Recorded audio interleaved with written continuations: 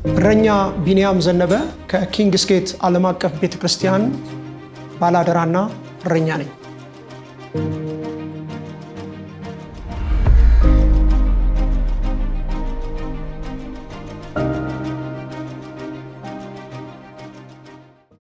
ልባችን ከአዲስ አበባ ወደ ደቡብ ኦሞ ዳሰነች ወረዳ ወቾሎችና ኦላንቴ ቀበሌ የሄደበት ምክንያት በወንጌሉ ድምጽ በሮሜ ምዕራፍ 15 ቁጥር 20 ላይ የክርስቶስ ስም ባልተጠራበት ስፍራ ወንጌልን ለመስበክ ተጣጣርኩ ይላል። ወደዛ የሄድንበት ብቸኛ ምክንያት እግዚአብሔር በዛ ሊጎበኘው ያለውን ሕዝብ ሊጎበኝ መውደዱና ደግሞ መፍቀዱ ነው። ስለዚህ ያንቀሳቀሰን የወንጌሉ ራእይ ነው። ጉዟችንም የወንጌል ራእይ ጉዞ ነው።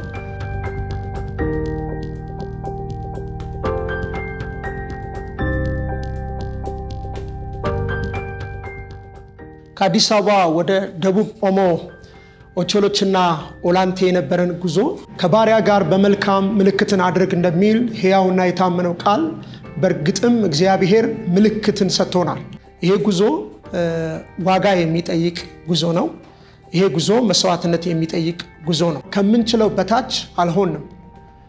ከምንችለው በላይ እንዳውም ያደረገንን የእግዚአብሔርን ጸጋ ሕይወታችን ላይ ተመልክተናል። ፍቅር ስለ ትውልዱ ስላልዳኑት ደግሞ ሸክም በልባችን ውስጥ እሳት እንደሚቀጣጠል ተቀጣጥሏል። እግዚአብሔርን ስለዚህ በጸጋው ስለተከናወነው ነገር ሁሉ እናመሰግነዋለን። ምድረበዳውን ኤደን የምታረግ በረሃውን ገነት የምታረግ በዚህ ምድረበዳው ኤደን በረሃው ገነት እንዲሆን የሰዎች ነፍስ እንዲለመልም የሰራዊት አምላክ ልዑል እግዚአብሔር ሆይ ጸልያለሁ። በዚህ ምድር ላይ ልምላሜ እንዲሆን እግዚአብሔር አምላክ ሆይ የከበረ ነገር ከዚች ምድር እንዲወጣ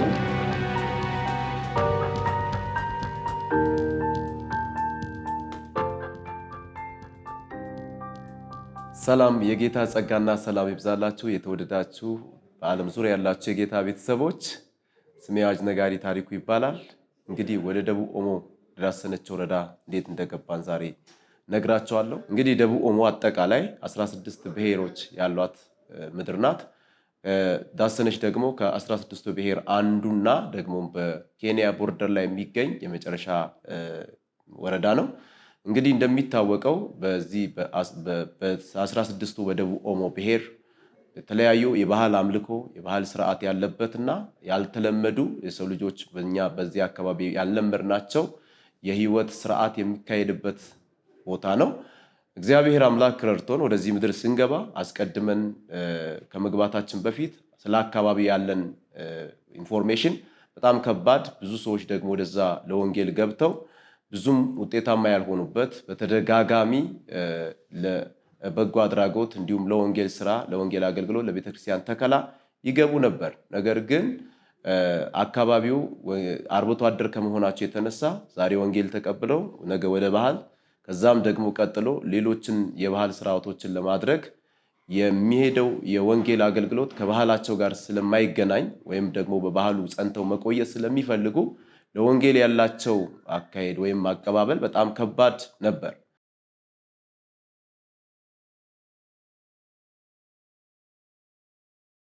የማምለኪያ አዳራሹን የገነባንበት ሂደት ተአምራት ነው ማለት እንችላለን።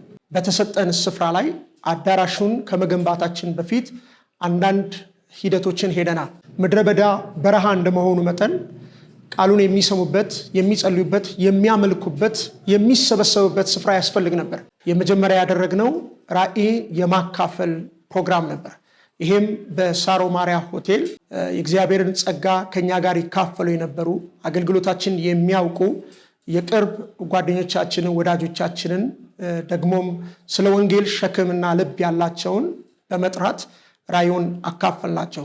በዛ ሰዎች ቃል በገቡልንና ስጦታቸውንም ደግሞ ባበረከቱልን መነሻነት የተሰበሰበውን ይዘን ይሄ እንድንጀምር የሚያደርገን ስላልነበረ ቤተክርስቲያን ከተወደዱ ወንድሞች ያገኘችው ስጦታ ነበር። የስፒከር የሚክሰር እርሱን በሙሉ በመሸጥ ምንም እንኳን አስፈላጊ ዕቃ ቢሆንም እዛ ጋር ካለው አስፈላጊ የወንጌል ተልእኮ አንጻር ስናነጻጽረው ይሄንን ሸጠን በዛ ያለውን የማምለኪያ አዳራሽ ለመስራት ለመገንባት እንቅስቃሴ ያደረግን ማለት ነው።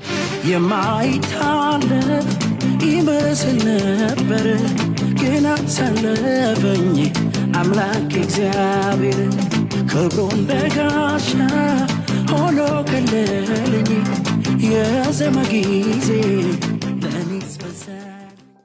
እግዚአብሔር ረድቶን በዚህ አካባቢ ቦታ የማግኘት እድልን አገኘን።